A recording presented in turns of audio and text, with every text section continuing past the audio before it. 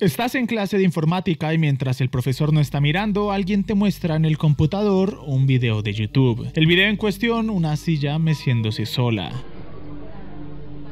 Por supuesto, a día de hoy sabemos lo falso que es, pero eso no quita la sensación de miedo de ese entonces, de no saber qué es lo que va a pasar. Sin embargo, ese no fue mi caso, ya que el terror lo descubrí por cuenta propia. Pero en la mayoría de los casos, para muchos de ustedes, fueron a través de amigos. En el mío, por pura curiosidad, ya que desde pequeño me han fascinado este tipo de cosas paranormales. Es una sensación que mezcla la curiosidad, el temor y sobre todo, atracción. Y eso es básicamente el terror del internet, atracción. Esa idea de saber de que es imposible que esas leyendas sean ciertas, pero que la posibilidad está allí, en la parte más oculta de tu cabeza. Cosas que curiosamente no creo que hubiesen existido sin que Ringu existiera. No crecí con el aro y nunca le tuve miedo a Samara, por lo que esta review es más fresca que alguien hablando desde la nostalgia. Por si no lo sabían, Ringu es en realidad una novela de terror, pero al no haberla leído, esto es enteramente acerca de la película y sus méritos cinematográficos. Y aunque no lo parezca, porque siempre hay quienes consideran al terror un género inferior, esta película tiene bastantes méritos, en especial en su escena inicial, de la cual quisiera basar la mayoría de este video. Desde que inicia ya se nota la intención de la película, la cual es el mantener la atención lo máximo posible sin arruinar realmente la sorpresa o el susto. Nos muestra el mar mientras los créditos avanzan para luego mezclar esta imagen con la de un televisor mientras la cámara se mueve como si saliese de este. Lo que sigue es una conversación acerca de la leyenda como tal, lo cual sirve para que la película nos tire exposición sin que se sienta como exposición. Sin embargo, lo que llama la atención es el cómo la película primero nos lo introduce de manera juguetona. La chica que está contando la historia se ríe. Es como si la película estuviese alivianando la tensión para que cuando entre en juego los elementos más exagerados no se sienta como algo completamente serio o absurdo. Y lo que ocurre luego es aún mejor. Pregunta: ¿cómo seguirías esta escena en la que la amiga está contándole esta historia de terror? A. Muestras a la chica que cuenta la historia riéndose de su amiga por asustarse de ella. B. Haces que en este momento algo suene en el fondo de la habitación para crear tensión. C. La chica que cuenta la historia se mueve bruscamente para asustarla aún más. La respuesta: ninguna de las tres. Era una trampa para sentirme superior al no dejar la verdadera respuesta en las opciones. La respuesta es bastante ingeniosa. La chica a la que le están contando la historia se queda callada y con cara de miedo. La razón: ella vio dicha cinta cuando estaba en una cabaña con sus amigos. Esto es un giro brillante porque contrasta enormemente con cómo su amiga estaba contando la historia anteriormente, como si ya se dejasen las risas de lado. Mientras otras películas hubiesen optado por la idea de utilizar este inicio para ir directamente al terror, es decir, dejar a las protagonistas caminar por la casa mientras objetos caen para crear falsos jumpscares, Hideo Nakata, su director, decide mantener el ambiente a que algo anda mal. Ya no solo como lo obvio, como lo era al iniciar la película con esa toma del mar, sino también de maneras más sutiles, como con el sonido que suena mientras muestran la fecha al inicio.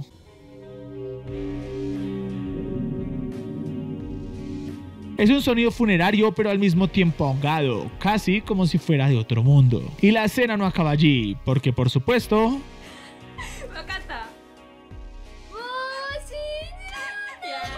Sin embargo...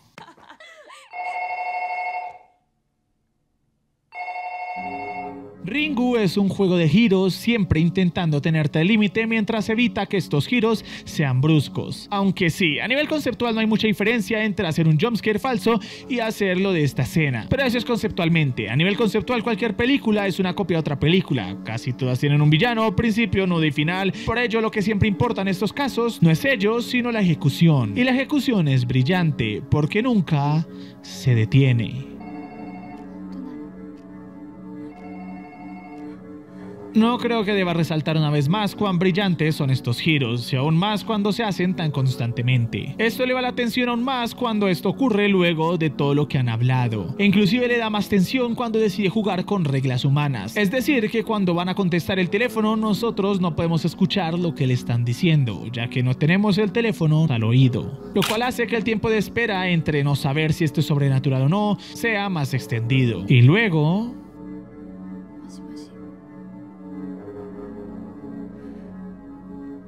Brillante. En 6 minutos de duración la película ya nos ha mostrado cómo será a partir de ahora y nos ha puesto en los zapatos de quienes tienen que pasar por esto. La paranoia de no saber qué es parte de este juego macabro y qué no lo es, ya que en todas partes tenemos teléfonos y televisores. La sola idea de que estos sean los mayores medios por los que Sadako logra comunicarse es fantástica, porque estos dos se encuentran en cada aspecto de nuestra vida y los usamos a diario. Y volviendo a la escena, esta no acaba allí tampoco.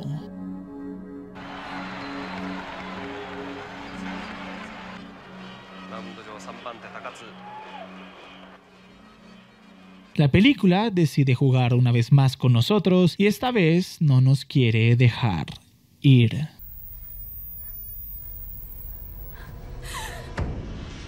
Ringu sabe que no logrará asustarte con algo que salga de repente y prefiere guardarse la sorpresa para el final. Por ello decide no mostrar nada, ya que de por sí ya ha logrado asustar a su audiencia a través de su merecida atención. Y estos fueron sus primeros 8 minutos.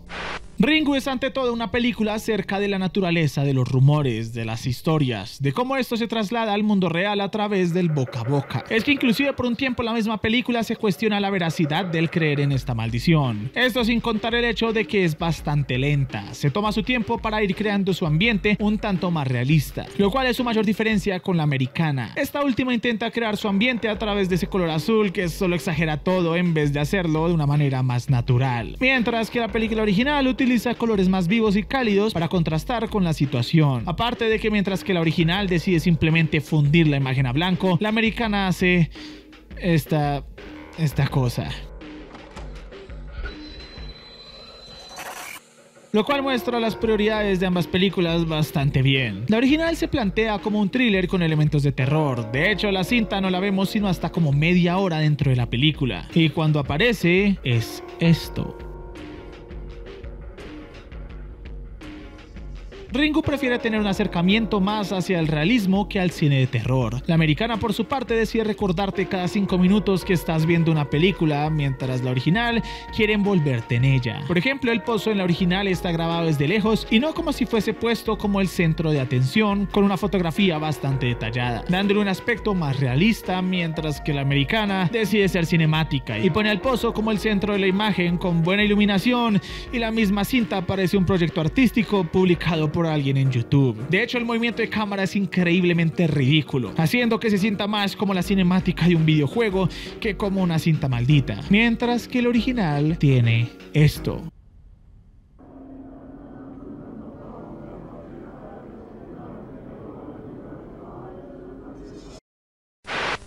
Ringu quiere ser atmosférica a través de sus largas tomas y movimientos de cámaras ligeros y a veces simplemente estáticos. Quiere dejarte con una sensación extraña mientras la ves, de la misma manera que lo logra ese lado extraño de YouTube en tiempos modernos. Sin embargo, Ringu lo logra mejor debido a que salió en 1998, una época donde el internet era apenas un bebé y era el tiempo perfecto para crear leyendas urbanas y distribuirlas rápidamente. De hecho, no me sorprendería si Ringu ayuda a popularizar este tipo de correos entre comillas malditos, de los cuales solo podías librarte si los mandabas a otra persona.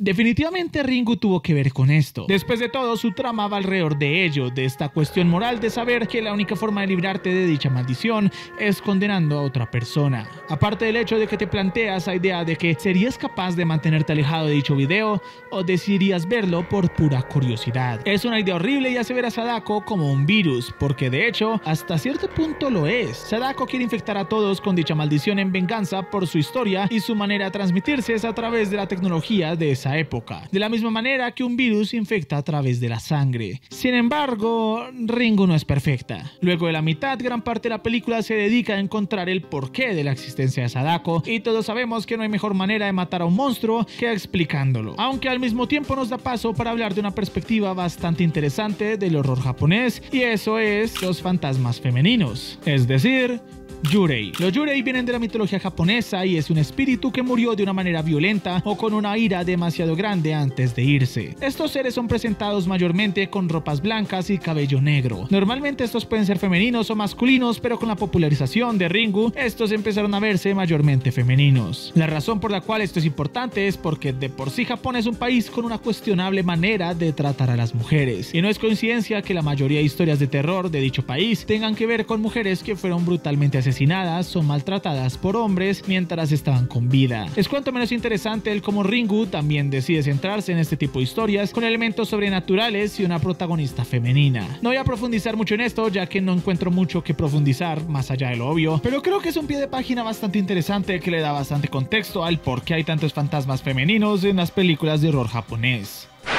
Me encanta cómo la película mantiene la apariencia de Sadako como un misterio, pero al mismo tiempo no evita que sigan apareciendo cosas creepy, como lo es el uso de las caras borrosas en fotos o la sola paranoia que genera tener televisores cerca, para que cuando al final aparezca, esto sea una genuina sorpresa. No solamente espera asustar con su apariencia, sino también con el dolor que trae de segunda mano cuando la cámara se enfoca en sus dedos y cómo le faltan las uñas mientras ésta se arrastra por el suelo. Es una mezcla entre dolor y terror que funciona bastante bien. Esta no se para enseguida, se toma su tiempo y sus movimientos son más extraños, no se teletransporta. En cambio se mueve como una muñeca, inclusive estos movimientos le dan una característica extraña de la misma manera que Silent Hill lo hace con las enfermeras, que a la vez se basaron en la escalera de Jacob. Aparte no tiene un efecto visual, es como si se hubiese materializado en vez de ser una proyección de Star Wars. E inclusive cuando se muestra su apariencia, aún prefiere mantener el misterio cuando solo se muestra un ojo.